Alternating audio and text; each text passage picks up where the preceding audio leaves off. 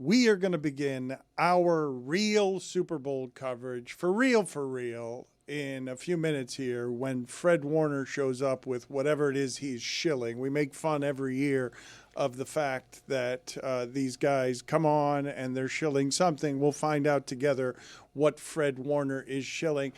We won't do this now, but can we do this later in the week? Can we alter Stugotz's annual Super Bowl question? Just throw in somebody's voice saying Patriots and Seahawks instead of what's the single most important thing that Stugotz always says somebody has to do to win the Super Bowl. It doesn't. You don't have to do it for Fred Warner, but for future guests, I'd like to establish the bit right now to see if anyone the Bears comments win or the Packers lose on the different. Ooh, that's not bad, but we need the teams in the Super Bowl.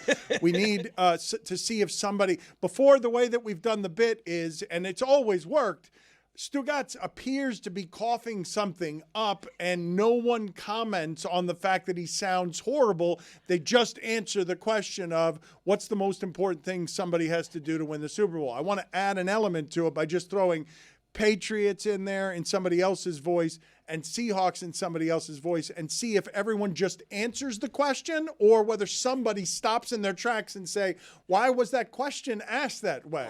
I believe, given the recent Super Bowl history of that franchise, we probably only have to edit one of the team names. That's probable, actually. So Fred Warner will join us here in a little bit. Also, Greg Cody, I can't believe that he revealed to me moments ago, hey, Dan, the Winter Olympics start tomorrow.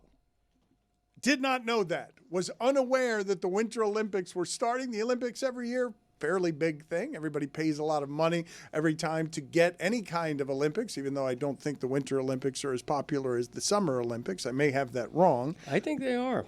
Are they? In terms of ratings? I don't know about ratings, but I think they... Well, how else would you measure it? Just general interest. I Word guess, of mouth. Yeah. Word That's of mouth, ridiculous. Maybe. I think that's ridiculous what you're saying. Put it on the poll at LeBatard Show. Are the Winter Olympics as popular as the Summer Olympics? Yes or no? And also put on the poll, is ratings the only way to measure the popularity of the Olympics? Because I don't think there's a second way. Yeah, I think figure skating and hockey are the money sports for the Winter Olympics to me. But the thing that interested me is that the opening ceremony is Friday. They're in Italy. But the competition begins tomorrow. And so literally the Winter Olympics are starting like tomorrow, and everything is being buried by Super Bowl week and to a lesser extent by the NBA trade deadline. It's just a weird circumstance. I think that happens every Olympics. That's in the stupid, summer by the too. way. It definitely happens. It's stupid. Oh yeah, we're doing the skeet shooting, but wait, the opening ceremony is 6 days away. Like, Yeah. No, I think there have been times when the overlap hasn't been as great. I think there have been times when the Winter Olympics have started like before Super Bowl week or after or something. It's weird. Like, what if you lose in your competition before the opening ceremonies? They have. And then It's happened. And then they trot you out, and you're like waving your flag. Like, look at this loser. He's already out. It's happened. Do you guys think that Greg Cody is correct when he says, and he's not wrong about figure skating, but when he says the Winter Olympics are as popular as the Summer Olympics? He is wrong. He's wrong. He is wrong. Okay. He has to be wrong. All right. Somebody check the ratings. Somebody who's I smarter didn't even than know me. if it was happening. Winter sports are not as relatable. Like, all the summer sports are completely relatable to the general public. The Yeah. winter sports, like, what the hell is that going on there? When's the last time you threw a javelin? No, I understand, but at least Yeah. it's But I'm watching Usain Bolt, right? And I'd be like, I can do that. Yeah, right. Figure skating. Nope. Where am I going to find the ice? Well, But- probably a little Haiti. When's the last time you were in a bobsled? Go to Sunrise. I do think, though, that Greg is right, though. If he were to nominate figure skating as the single most popular Olympic sport, I'd go track and field, I'd go gymnastics, but figure skating would be up there, right? Like, what else do you put in that discussion? Swimming, less so. Swimming's very popular, I think. People love the swimming. Yeah, but so if I made you Name guys, our country's greatest Olympic hero. Go. yeah, no, it's Michael Phelps. It's swimming. He swims. Well, but it's because he's our he got us to wrap ourselves in the flag and care. He was swimming it, gold medal in it too. He made us feel like winners, and so therefore we cared about swimming. If somebody was doing that in any sport, if they were doing it in skeet shooting, we'd like That's our guy. If America had the most dominant skeet shooter, we'd be like, I love skeet shooting. We all love skeet shooting. But Yeah, we do. Remember the guy that you sat there, I don't know, the Turkish guy or whatever he was with the gun, and he just sat there raw dog, no I word, no nothing, would just shoot. If that guy was American, that guy would be amazing. He That's might run my for guy. president. I like that guy. Don't forget the pommel horse guy. I'd already forgotten. forgotten. We all no, love no, the pommel it's like horse guy. The Billy Gill When pommel horse. Stu- Yeah. When Snoop Dogg we all watched- got into pommel horse. Not all of us. Yeah. See, we can't relate to Summer Olympic sports any more than we can Winter Olympic sports. And the pommel horse is a good example. Nobody does all this stuff except athletes, right? Well, the thing that is funny to me, the pommel horse is one form of gymnastics that is interesting. But remember the other day when I was talking to you guys, and I said to you, the squirrel suit that people use, they put a GoPro on their forehead and then they just jump off a mountain and they just slide next to the mountain for a lot of minutes, just falling to what could be their death at a high rate of speed. I asked the question, how do people get good at that? Because you got to get that right the first time. You don't get a second chance to practice that. The gymnastics of running, hitting the beam, and then doing several flips and landing correctly. Sticking it. Yeah, I've never understood how people get good at the first parts of that, because it seems like it would be something that would injure you on the way to getting great at it, that you would just have to fall with a great deal of violence. Today's the day we're going to try it. Today's the day. That's your explanation Gotta for me. get out there. So Today's the day. give me the most popular Olympic sport, period. You have to pick one. Put it on the poll at Le Batard Show. Most popular Olympic sport, period. Figure skating, track and field, swimming, Gymnastics has to be or up there. gymnastics. Track and field. Those are the I go four. gymnastics. You go ahead and select from among what it is that you want. I wanted to get back to, before we get to Fred Warner here, this quote from James Harden in September What do you say? of 2024. So that is a year and a few months ago. A quote from James Harden.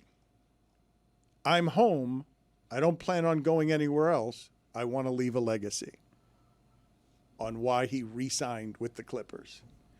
And I understand why Zaz is complaining and why it is most sports fans would be like, you have a contract for this year and next year. How is it that you could possibly already want out of there and want an extension?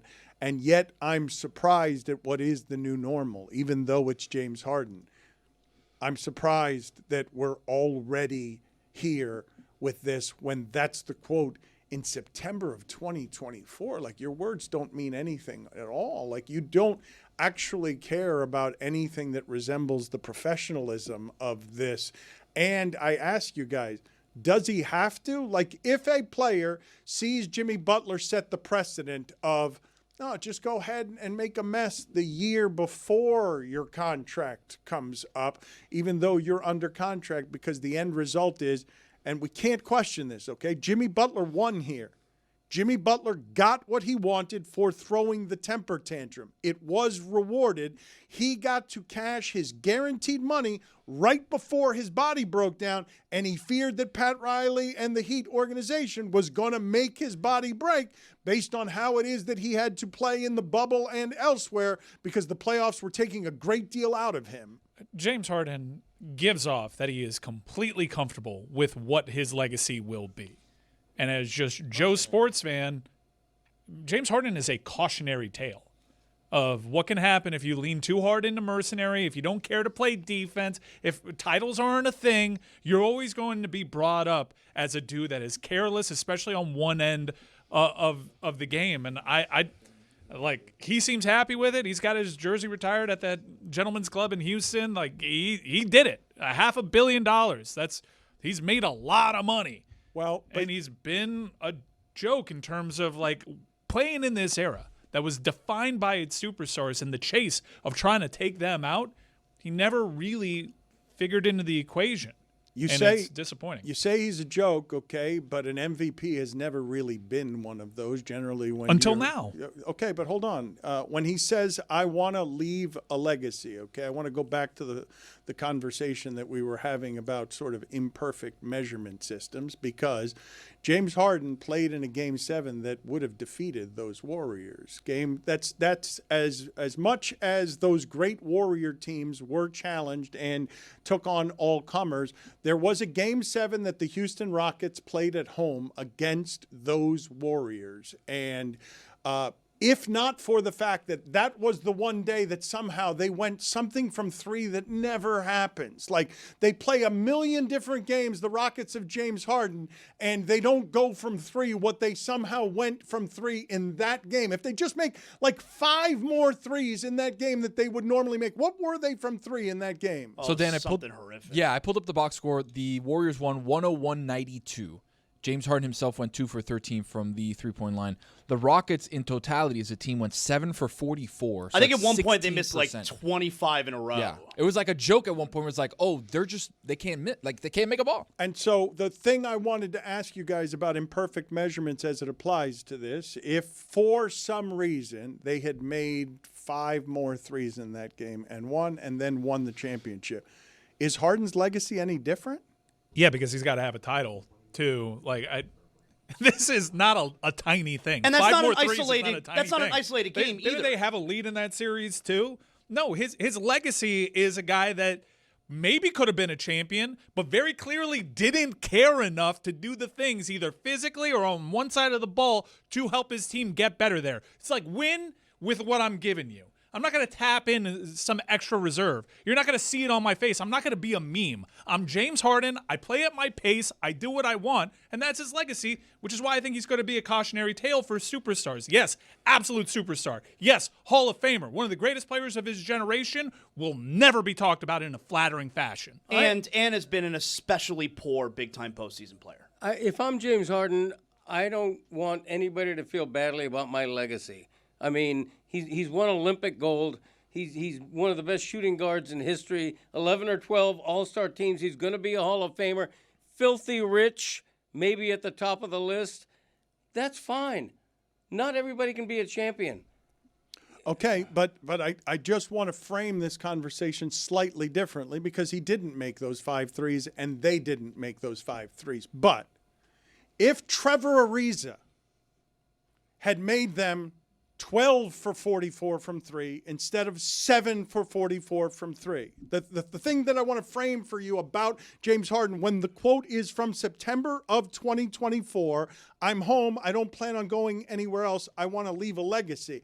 The thing I want to frame for you is, do you realize if 5 more threes go in and possibly the Houston Rockets win the championship that year, that you'd be saying that his legacy is a joke, even if, because I do think he'd still have a legacy that was a joke, even if you was a champion, an MVP, and then the third one, the holy trinity of how you leave a legacy.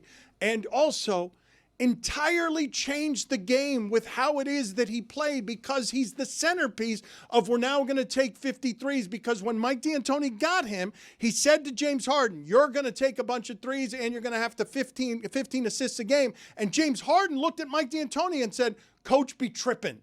Like, he said, there's no way that I'm going to do what it is that man is asking of me. Do you know how rare it is to be a joke with that as your resume? Those 3 things. Yes, which is why it's a provocative talking point, because he is. You know who doesn't need a Trevor Ariza to be great? Dwayne Wade.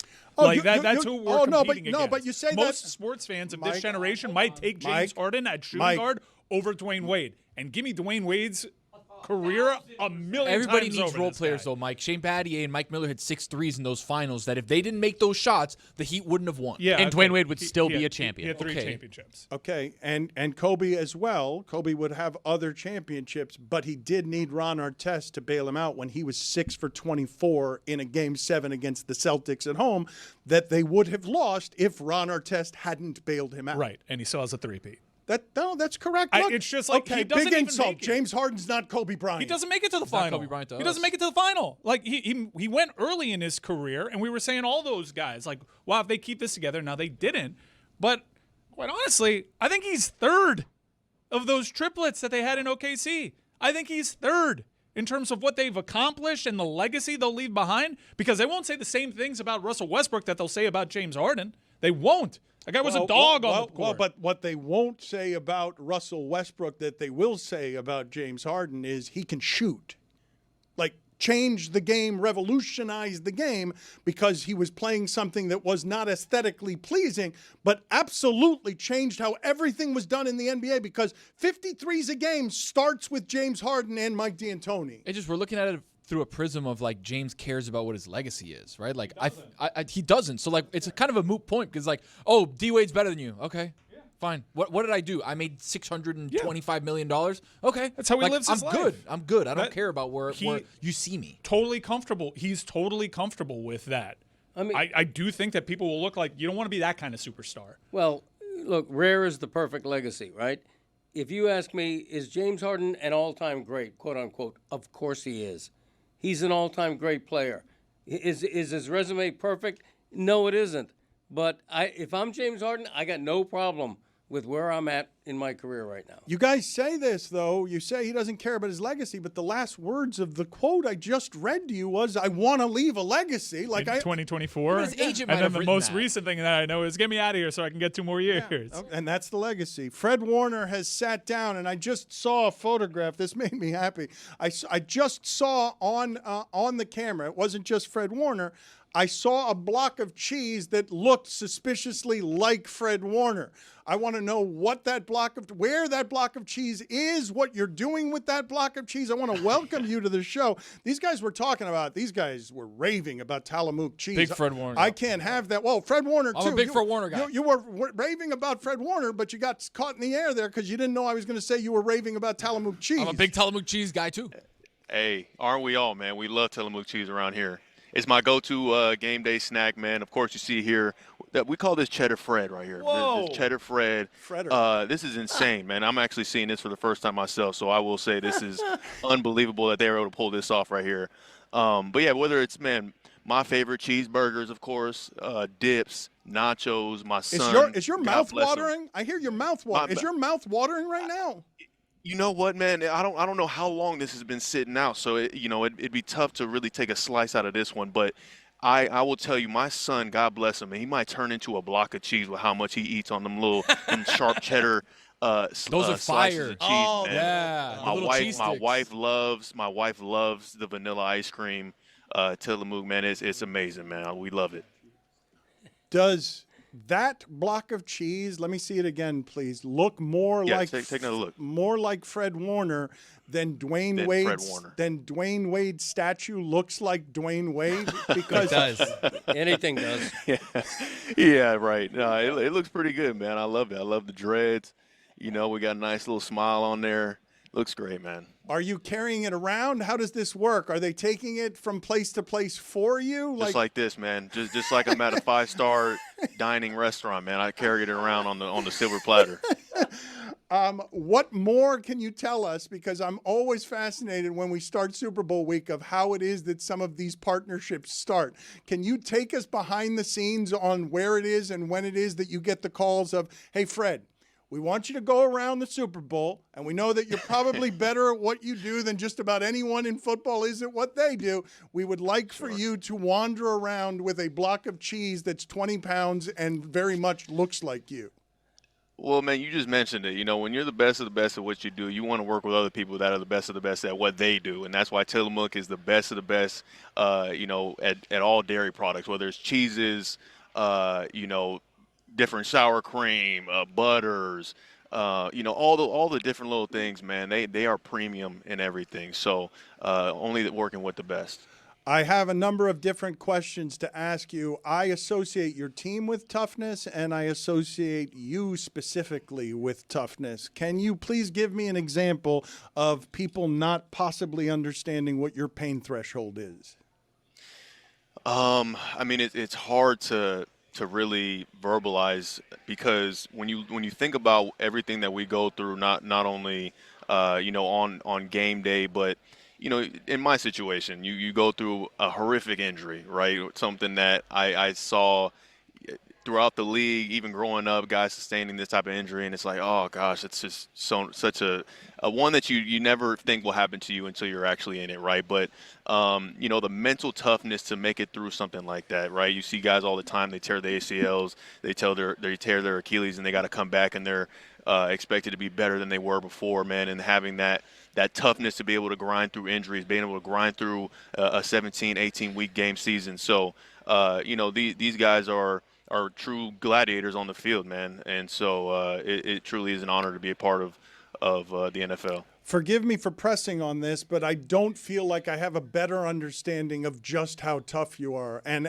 it might be a bad question because I just don't think you're a normal human being. I think that your team is filled with lunatics and you have some sort of strange culture there that allows you guys to be more violent at a violent sport than others are. And so I really do crave a sort of understanding of how you became that way. Man, I mean, I think you talk about everybody who is in the NFL. They all come from different upbringings, right? Different hardships that you have to endure when you're growing up, and you have to have something a little off upstairs to be able to go out there and say, hey, I'm going to willingly go into multiple car crashes every single play, every single week. And how does that develop over time? I don't know. I mean, everybody has this edge to them about different things that they went through in their life that now they're able to kind of like get out of themselves and onto that field. So it truly is just a melting pot of different guys who've gone through hard things to make them tough. Is everyone in your locker room a little afraid of Trent Williams? I'd say so. Yeah, anytime you got a guy who's over 300 pounds and has the feet of a ballerina and in the midst of a grizzly bear, you definitely don't want the things getting on you. I'm glad he's on my team. Your mother is of Mexican descent. Do you have much Mexican culture in your childhood? Oh, absolutely, yeah. And I have all my Mexican family is in LA, and we would go up there all the time and have different parties and stuff like that. And my grandmother, she is French Canadian, but her husband, who is my mom's father, is from Guadalajara, and she. And Steve, rested. May he rest in peace. But he was, he passed away when my mom was really young in a car crash, right? And so my grandmother was the one who had to instill all the Mexican culture into us and me and my siblings. Your Spanish is okay. You speak Spanish? Well? Es poquito, más o menos. Okay, I was not aware of that. You were drafted in the third round. If I sidled up next to you then and said, "What do you imagine your career is going to be?" How big did the dreams look, and have you exceeded them? Oh my gosh, have I? I mean, my dream was to make it in the NFL. Let me just say, that was for sure the dream. I think when I got here and I realized I could do it, then it was like, all right, well, how far can I take it truly? And it really just took a bunch of dedication, commitment, the hard work, and I just continue to see different doors open for myself on the field.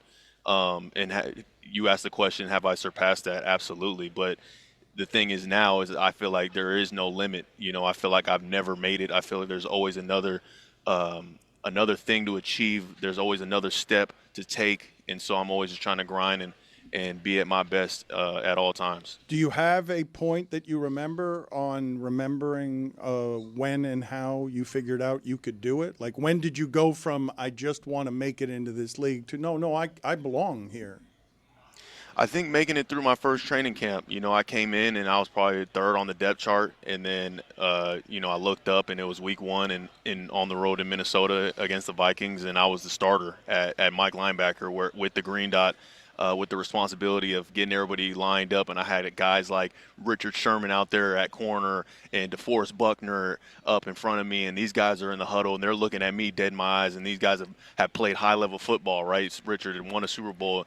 And so I'm the one that's tasked with giving them the call. And so it just meant the world to me to have that responsibility, and being out there that first game, making a few plays. I'm like, okay, I can do this, right? And I think that was the moment that I kind of realized that. Is it weird when the center is always pointing at you and shouting pre-snap and yelling that you're the Mike? You ever try to hide from him? Yeah, exactly. I'm like, no, I'm not the Mike. I'm the Will, or I'm the Sam. But, yeah, it is a little different. You're right, yeah. Fred, the difficult question has to be asked here. The cheese sculpture of your head, will that eventually be eaten, or is it meant just to be perpetually enjoyed visually? I think the latter. I think the latter. I think the longer that it sits out, just like most dairy products, you don't want to partake. But it is a beautiful, beautiful replication of me. Aren't you tempted, though? Aren't you tempted to just take a little piece of it? Replication, whatever that word is. I'm glad for that mispronunciation. That was fun. Yeah, I appreciate thank that you. you did that. You didn't need to correct It's it. early. It's early. So you end up going to BYU, but the hopes and dreams of making in the league, once it is you get to highest paid linebacker in the league last year, is there any specific emotion that you associate with that? The day you signed and became the highest paid linebacker in the league? Absolutely. I mean, that's another one of those dreams of yours, is to achieve something like that. To be outright I guess from a paid standpoint, like the best in the league, and I think in league history as well. So it was something that was a huge marker for me and my family to help provide for my family, my children, in future children that may come, and just to have that security as well, playing for the best organization in the world in the San Francisco 49ers, for them to have that trust in me. And it truly happens not just by my own efforts. It's a group effort. The players that I've been able to play alongside, the coaches that I've had the opportunity to learn from, and different mentors, like all of that goes into account when things like that happen. It's not just the person who is receiving the contract. Fred, I think in the history of the league. Fred, I think. Fred, I think in the history of the league. Oh boy. Yeah.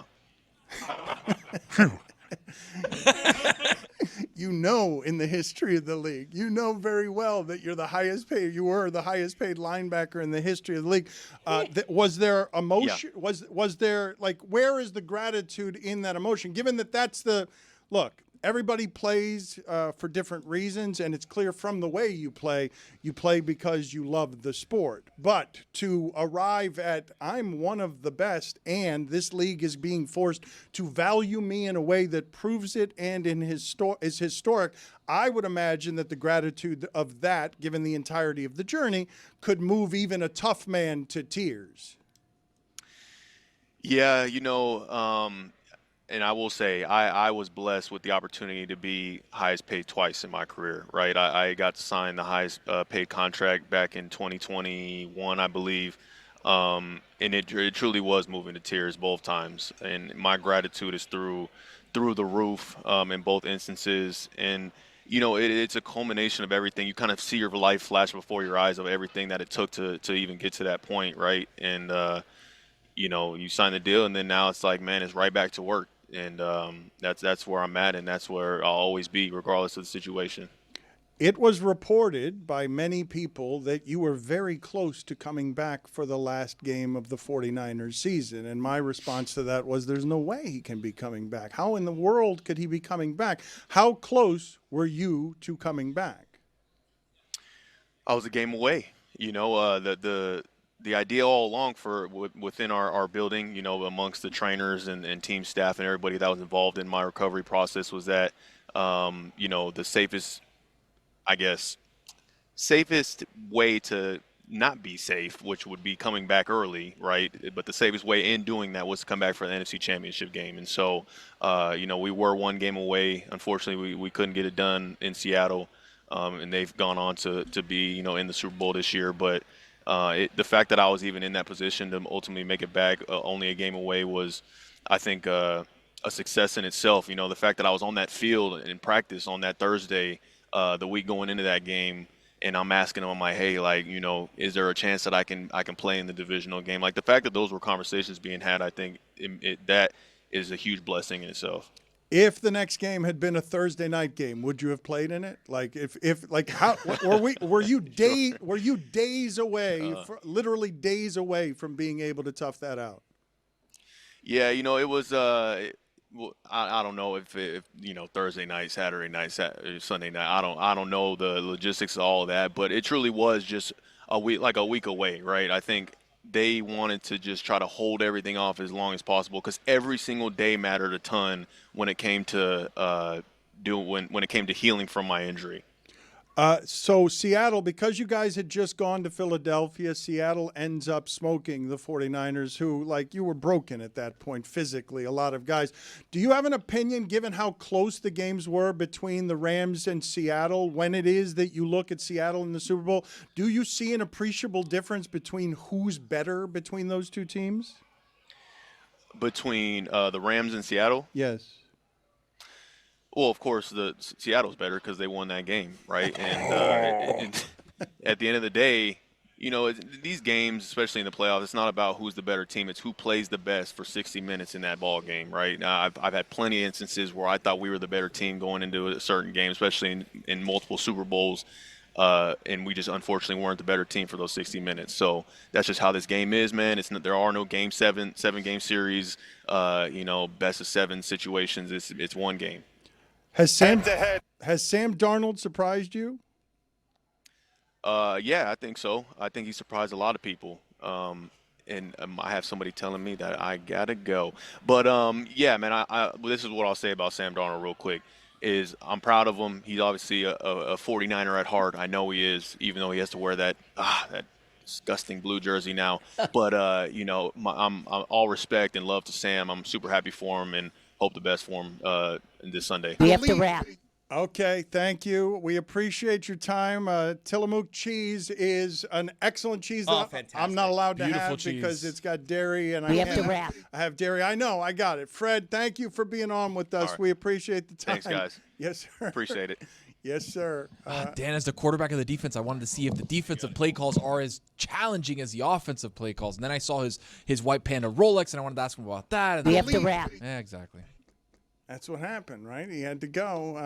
I saw Cody chomping at the bit. He wanted to get in there. Yeah, I was going to – maybe this is not the right question, but I had to ask him about the speculation Not that the right 49ers injuries are linked to the electric substation.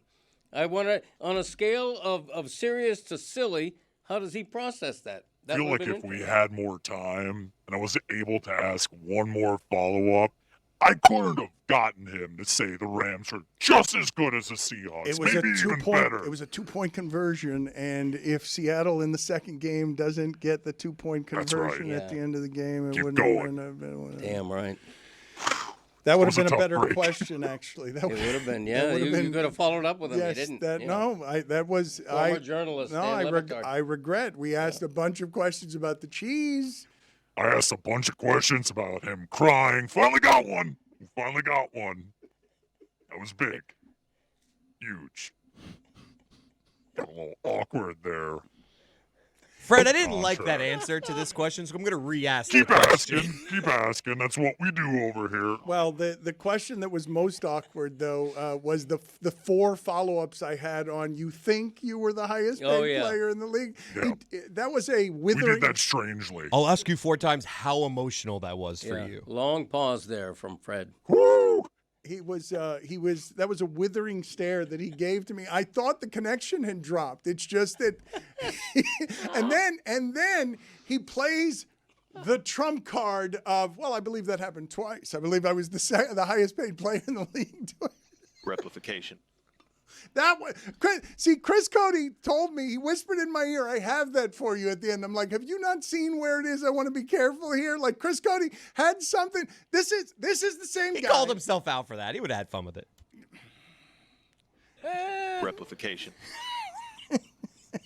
Do you think Maybe. He was like disciplining himself. He's like, why'd you make that mistake? You said a word wrong. his inner monologue? Replication. Chris Cody. Radio row, baby. Yes. Well, Chris Cody. I love a handler being like, we got to go. We got to go. Chris Cody showing the same judgment there that he showed earlier in the show when we played the face that he and Jeremy made when they walked away from Shaquille O'Neal. Just delighted because Shaquille O'Neal said, not joking, serious face, not fooling around at all, I want to kill Dan Le Batard. For some reason, Can we get that sound again just so that everyone can see how it is that Jeremy and Chris Cody, both of them, delighted in something that you understand? You understand how that this is serious. This is a real thing, Zaz. How would you feel if you were me in this situation and all of this was happening? These are human beings that are paid for by Meadowlark Media to help support me in whatever it is our endeavors are around here. And the most giant man that they've ever seen, right, Jeremy? Both of you have never been in the presence of someone this size before, even though both of you have been in basketball locker rooms before. This is the biggest human being either one of you have ever been next to, correct? Yeah, for me, I mean, the closest thing is Embiid, and I know in Chris's experience in the locker room, it probably is similar. I mean, I think he's about 50 to 75 pounds heavier than Although Embiid. he had Pat Riley come over and he goes, hey, you can check body weight percentage. That was a fun little moment that we didn't get in the video. Isn't he though? If I had to guess, I'm gonna guess. How much does Embiid weigh? 275? Like three? You think 300? He's got to be Bill close guy. to 3. He's a 3 bill guy. I got him at 280 got to be 3. per Google AI, which means it's probably wrong. Well, having stood next to both of them, Ooh, bona Joel fides. Embiid is not to me as physically. Shaq is definitely bigger than Joel No, Embiid. but I'm thinking it's not just that he's definitely bigger. I think he might be 75 pounds bigger. Joel Embiid would probably hold the mic if I offered it to him. So I want to play this for the people here as the closeout here. And again, Zaz, I want to ask you am I supposed to be okay with Chris Cody and Jeremy because of how delighted they are? Shaq's serious. He's not, that's not a joke that Shaq is making. Okay, hell yeah, man. I love that. Our boss, Dan Le Batard, thinks that you hate him. How right is he? I do hate him. However, I will never disrespect him. If I seen him with his family, I'm gonna be like, "Hello, Mr. Dan." But if we're in a place where we can go at it. And Dan, I'm gonna kill you when I see you. There's a little nervous laughter going on there. It's infuriating. It's legitimately You can see infuriating. I'm a little scared too, We're both actually. scared. He's going to kill our boss. That's not the face of fear. Look at the two of you. It was pretty delightful. Look at you. That's the happiest charming, I've ever man. seen Jeremy. Happy New Year, everybody. 2026 is already getting off to an incredible start because you want to know how I rang in the new year? It was with a bunch of friends in a Dallas hotel lobby bar ordering a bunch of Miller Lights because that's how you do it. That's how you make special memories. Miller Lite has been by my side at many special football memories this year, and hopefully we get to write a few more memories with Miller Lite. Some of my most legendary moments have started that exact same way. A buddy's house, a lobby bar, a game, no big plan. And then you crack open a Miller Lite, you take a sip, and you look around, and you immediately recognize that you made the right call. You're locked into the game, the conversation, the moment, not thinking about what you're drinking. Miller Lite just fits. Clean finish, refreshing, brewed for taste with simple ingredients like malted barley, and at 96 calories and 3.2 carbs per 12 ounces, it never weighs you down. Legendary moments start with Miller Lite. Great taste, 96 calories. Go to MillerLite.com/Dan to find delivery options near you, or you can pick up some Miller Lite pretty much anywhere they sell beer. It's Miller time. Celebrate responsibly. Miller Brewing Company, Milwaukee, Wisconsin, 96 calories and 3.2 carbs per 12 ounces. According to Chris Haynes, the Clippers and Cavs have ramped up conversations on a Harden-Darius Garland package, both sides motivated to execute a deal relatively soon. I've been surprised that the Cavs are not better this season. I've been surprised that Darius Garland is not better. They made improvements with Evan Mobley and his usage rate last year, but they have regressed this year. And I do think it's curious to think how it is that Harden and Donovan Mitchell are going to play together because they both have giant usage rates. And I don't think that Donovan Mitchell necessarily wants to play the way Kawhi will play with James Harden. Don't you guys find this move a bit curious for Cleveland before we get to Juju Gotti here and the updating of the polls? Even though this is an upgrade for Cleveland, they are not good enough the way that they are.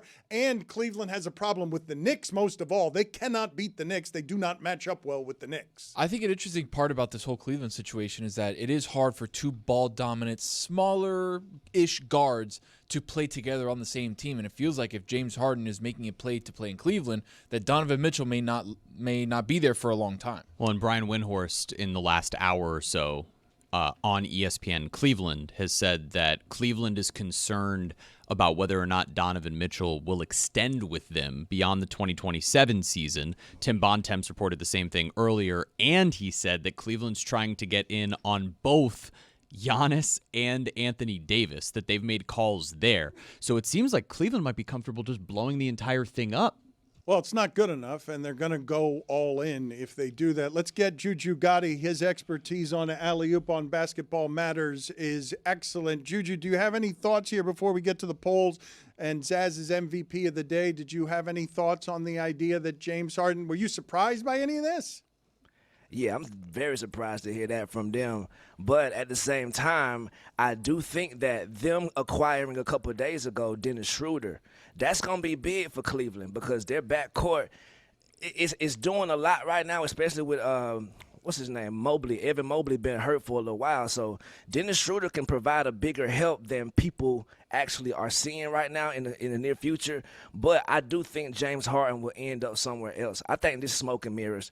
I think he's going to end up back in Houston or somewhere, a contender. That other move don't make no sense to me. The Cavs. Chris Haynes is reporting it, though. We trust Chris Haynes, do we not? Are we not? We're not trusting the reporting. No one knows Chris? anything. Okay, no one knows anything. I'm glad you brought that up, bro. Reporters, journalists, I'm over you. I give up. I'm sorry. Yes. The sanctity of your little organization. Yep. Yes. The sanctity of what you should write here. Am I a fan? I'm done with it, man. I seen somebody online just go attack my boy, the Shekster himself, Shecky, a.k.a. Dave Damshek.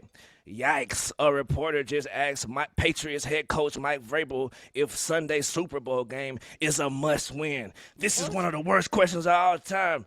Come on, man. He's doing a thing. Damashek has been doing that for years. He wanders around the Super Bowl asking must-win game. And just yammering. And, yeah, he delights himself. And he is doing a thing. How many straight years has Damashek done that where he wanders around and just bothers people by asking the coach if it's a must-win game? 14. Right. He's being annoying on purpose there. That's the Damashek way, the Yammershek way. Juju, and they attacked the Jaguars lady, the Jaguars nice, kind lady that was giving him enough. I'm over your news reporters' rules. Yes. They're unwritten for a reason. Write them down if you want somebody to care. You're late to this game of hating journalists, Juju. Everybody, welcome, brother. Everybody hates journalists. Poor Pablo is doing the Lord's work, and everybody is burying him. What Lord? Amen. For daring to do journalism. The Lord cares so much about NBA salary cap circumvention. Really Thank you, Pablo. Yeah, thank you, God. I broke the mold when I made you. Juju, do you have a top 5 list of any sort for us today? Oh, yeah, man. Earlier in the show, my brother Mike said that Fred Warner is probably better at his job than anybody we've had on in a while, other than back to Aaron Donald. So I was like, I don't know, big brother. I think I might have a top 5 list of people who are at least just as talented at their job as Fred Warner, who we've had on. All right. Let's see what recently we've got too. here. Who you can think of. Any OLIs, or are we just going 5? Straight to number 5, big brother.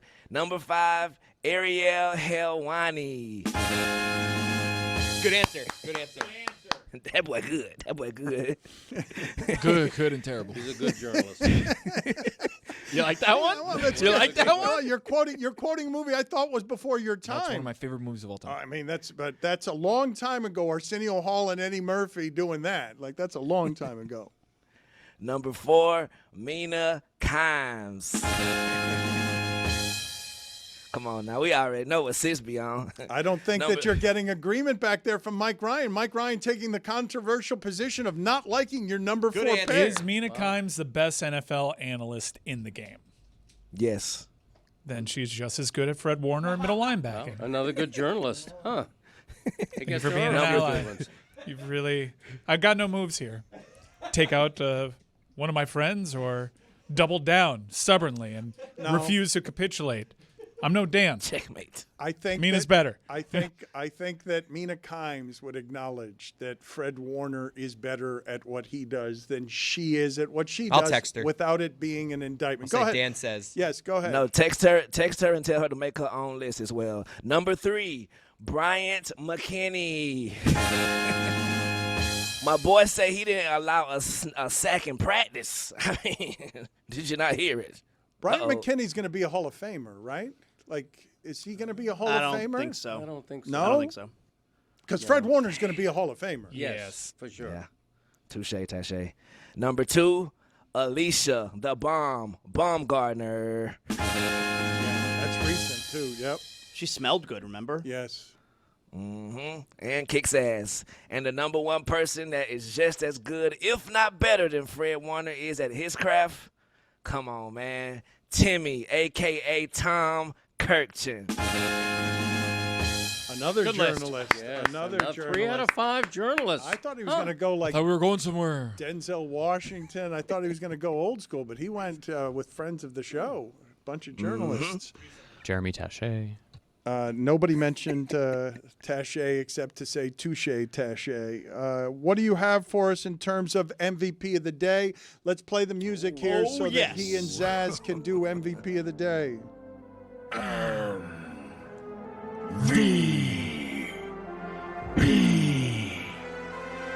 Of the day.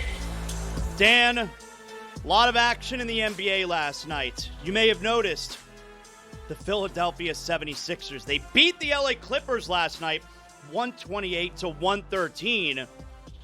If we're going to have a conversation about MVP, somebody better be talking about Tyrese Maxey. 29 points, 7 threes, 6 assists. If we're having a conversation about MVP, better be talking about Tyrese Maxey. What about the Embiid VP? He's been playing well. Yeah, he has. Very undercover, very sneakily. He's been Yes. playing very, very well. Like everything about Philadelphia. VP of the day. Can't talk about Embiid as MVP. He's not going to qualify with enough games, Dan. Has changed since Embiid came back. True. Tyrese Maxey now leads the league in Zaslow MVPs of the day with 4. Is he the fastest player ever? He's pretty quick. He's probably fastest human ever. Makes John Wall look slow. Dude, he's like the fastest person with the ball I've ever seen in my life. That can't be. John Wall looks slow. John Wall never looked slow when he was healthy. You can't say that you can't say that. Can you say that? You think, Tone? I think he's the fastest player I've ever seen in my life. Okay. Put it on the poll. Is Maxey the fastest player you've ever seen in your life? Before we get to the polls, Juju, anything else you want to throw our way? Yes, sir, man. It's Black History Month, man. So I want to give a gift to the world every day, man. I skipped out on it yesterday, so I will make up for it. But I want to put people on game. Some of the DMs I be getting from our Caucasian listeners, I be like, damn, you don't know that this mean this? Oh, damn. So, okay, I'm going to put y'all on some game from me to you. First tip out there. If you got a hater online that just be hating on your post, he don't even follow you. He might have a great picture. Follow that hater back. It reduces the noise. Trust me. They get a little nervous when you follow them back. I follow like 12 of my biggest haters back, and I ain't heard a peep since the day I followed them back. Back to you guys. That's good advice. Interesting. That's an interesting advice. If you can navigate the minefield of I go with the people mute button, being but I'll try your way. Let's update the polls here today at Le Batard Show. What do we got? Yes, sir. Does Zaz deserve a 3rd championship more than hockey fans in Buffalo deserve one? 64% of the audience says no, he does not. Damn. Oh, man. Outrage. Is winning a championship in 4 less fun than winning it in 7? Bruh, never happened before in the history of the show. 50% of the audience say yes, Wow. and 50% of the audience say That's no. not true in any way. You're making that up. Goodness gracious alive. He showed us. We don't believe you. It's AI. It's fake news. It's the information disinformation age. That is not in any way true. Is dying deathbed redundant? 95% of the audience says yes, it is. That was out of context. Tony. I was saying I'm dying on my deathbed. I'll never forgive Roy. Definitely not. Could have just said on your deathbed. What do you know? Better nickname, white chocolate or the glove? I mean, Gary Payton's so wrong here. 62% of the audience says white chocolate. Couldn't have been more wrong. Selfish. When it comes to food, are hyenas like quinoa to lions? 75% of the audience says yes, they are. Hello. That was my line. That's Why are not you a taking a victory. victory It's not a there? victory for you. It's not a victory. You don't. That was my joke. What are you doing with a I'm hello? lion. I'm You're- the lion guy. You just heard lion? He ain't lying. Hello. Like, Yeah, right. I ain't lying. Thank you. Bigger star, Bad Bunny or LeBron James? 55% of the audience says LeBron James. Wrong. I think it's fair. That's Black History Month. Bigger star, Bad Bunny or Lionel Messi? Whew, come on, man. I don't know why we disrespected the GOAT. 76% of the audience says Lionel Messi. Bad Bunny. And last poll, is the Winter Olympics more popular than the Summer Olympics? No. 74% of the audience says no, and those are your polls. Do you want to apologize, Cody, for being wrong? What's the opposite of hello? Goodbye. I never apologize for being wrong. Better to end the show on Roy's joke that says goodbye to the audience. That was a good one, yeah.